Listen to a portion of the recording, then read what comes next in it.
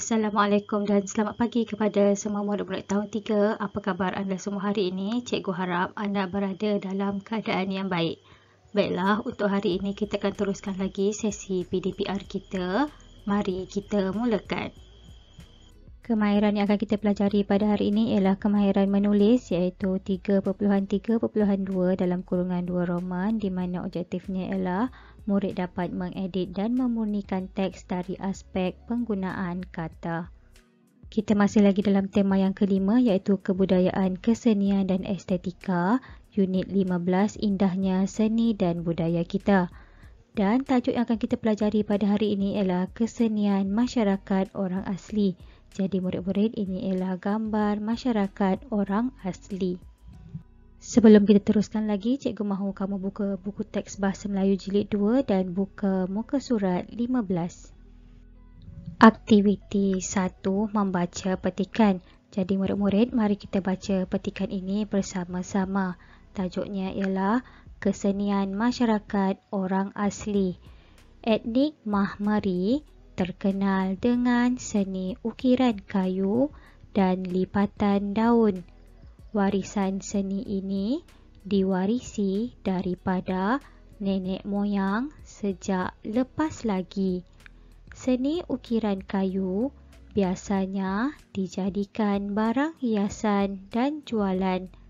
Setiap ukiran itu mengambil jam yang lama untuk disiapkan demi kualitinya.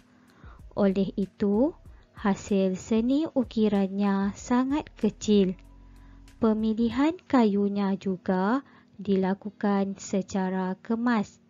Biasanya, ranting kayu jenis nirih batu dipakai supaya hasil ukirannya kukuh. Di samping itu, seni lipatan daun juga ialah hasil kepedikan etnik Mahmeri.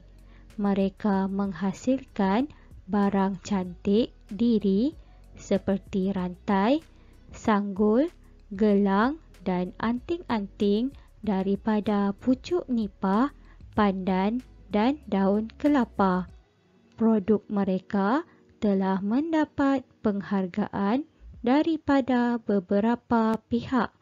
Kesenian ini haruslah diwarisi dan dibela oleh generasi muda Mahmeri. Baiklah, untuk aktiviti yang kedua, kita akan mengedit petikan daripada aspek penggunaan kata. Jika kamu perasan, dalam petikan yang kita baca tadi, ada beberapa perkataan yang telah diwarnakan dengan warna merah. Jadi, perkataan itu adalah penggunaan perkataan yang tidak tepat. Mari kita lihat ayat yang pertama. Warisan seni ini diwarisi daripada nenek moyang sejak lepas lagi. Jadi, penggunaan perkataan yang tidak tepat ialah lepas. Dan perkataan yang sesuai untuk menggantikan lepas ialah dahulu. Untuk ayat yang kedua, setiap ukiran itu mengambil jam yang lama untuk disiapkan demi kualitinya. Jadi, perkataan yang tidak tepat penggunaannya ialah jam. Dan perkataan yang betul ialah masa. Setiap ukiran itu mengambil masa yang lama untuk disiapkan demi kualitinya. Ayat yang ketiga, oleh itu hasil seni ukirannya sangat kecil. Penggunaan perkataan kecil ialah tidak tepat dan perlu digantikan dengan halus. Oleh itu, hasil seni ukirannya sangat halus. Ayat yang keempat, pemilihan kayunya juga dilakukan secara kemas. Jadi, perkataan kemas ialah perkataan yang tidak tepat dan perkataan yang tepat ialah teliti.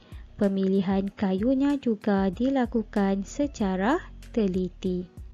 Ayat yang berikutnya, biasanya ranting kayu jenis nirih batu dipakai supaya hasil ukirannya kukuh. Jadi terdapat dua perkataan yang tidak tepat penggunaannya. Yang pertama ranting yang perlu digantikan dengan batang. Dan yang kedua dipakai yang perlu digantikan dengan digunakan.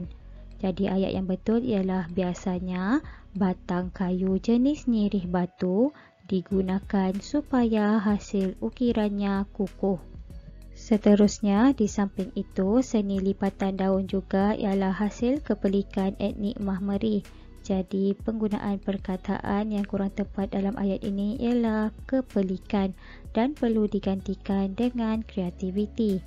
Ayat yang tepat ialah di samping itu, seni lipatan daun juga ialah hasil kepelikan etnik Mahmeri. Ayat yang berikutnya, mereka menghasilkan barang cantik diri seperti rantai, sanggul, gelang dan anting-anting daripada pucuk nipah, pandan dan daun kelapa. Terdapat dua perkataan yang kurang tepat penggunaannya, iaitu yang pertama cantik yang perlu digantikan kepada hiasan dan yang kedua pucuk yang perlu digantikan dengan daun. Jadi ayat yang tepat ialah mereka menghasilkan barang hiasan diri seperti rantai, sanggul, gelang dan anting-anting daripada daun nipah, pandan dan daun kelapa.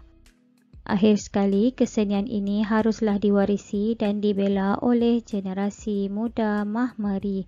Jadi, perkataan yang kurang tepat penggunaannya ialah dibela dan perlulah digantikan dengan dipelihara. Jadi, ayat yang tepat ialah kesenian ini haruslah diwarisi dan dipelihara oleh generasi muda Mahmeri. Tahniah murid-murid kerana kita telah berjaya mengedit petikan ini secara keseluruhannya. Untuk latihan pada hari ini, cikgu mahu kamu lengkapkan jadual di bawah dengan penggunaan kata yang tepat. Jadi cikgu mahu kamu tulis jadual ini dalam buku tulis ataupun kertas yang kosong ya.